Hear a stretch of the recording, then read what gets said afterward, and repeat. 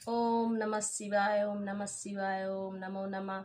आज मैं जा रही हूँ भोलेनाथ का छोटा सा भजन गाने, तो आप लोग इस भजन को जरूर से सुनिएगा और इस भजन का आनंद उठाइए।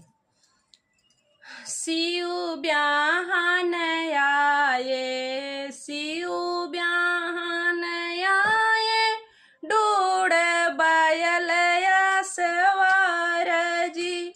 शिव ब्याहन आए, शिव ब्याहन आए, डोड़ बैल सवार जी।